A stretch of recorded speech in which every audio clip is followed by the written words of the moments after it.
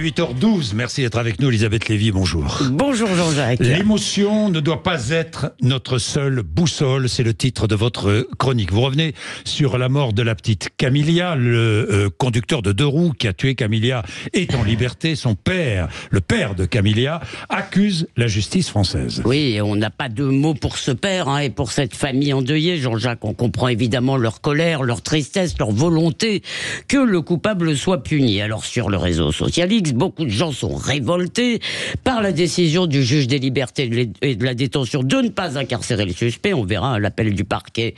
Il y a eu l'appel du parquet, il y aura la décision de la chambre de l'instruction le 10 septembre.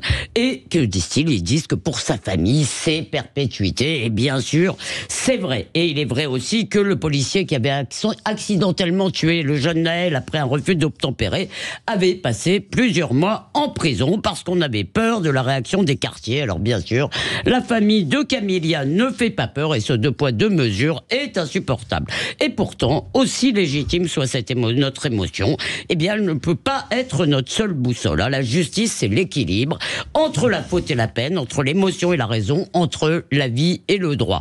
Et quand Carl Olive demande une présomption de culpabilité pour les chauffards, il piétine l'état de droit, il cède à l'émotion et ce n'est pas ce qu'on attend d'un élu. Oui, sur les réseaux sociaux, on cède facilement à l'émotion, on se sert facilement d'un fait divers pour tout à coup vouloir nous pondre une loi. Les élus réagissent souvent mal. Vous disiez hier que le coupable devait assumer sa responsabilité, vous le disiez, vous aussi. Oui, je le maintiens, mais prétendre qu'il a tué parce qu'il s'ennuyait, c'était l'objet de ma chronique hier, est odieux. Il a tué parce qu'il est stupide, immature, incapable d'anticiper simplement les conséquences de ses actes, pas parce qu'il voudrait tuer, pas parce qu'il voulait tuer, évidemment. On voudrait juger les chauffards pour homicide volontaire, c'est absurde et dangereux.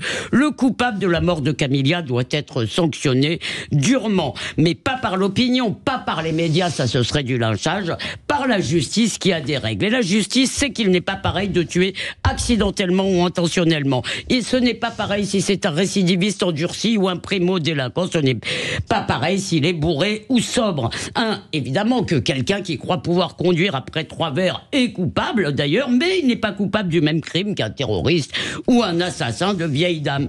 Alors, mais je ne sais rien de cet individu. D'ailleurs, ceux qui demandent qu'il soit pendu métaphoriquement non plus, mais si je devais répondre d'un crime ou d'un délit, eh bien j'aimerais Jean-Jacques qu'on voit tout le tableau, pas juste les 10 secondes où tout a basculé. Alors chers auditeurs, je voudrais m'adresser à vous. Vous n'avez certainement jamais au grand jamais roulé trop vite sur une petite route.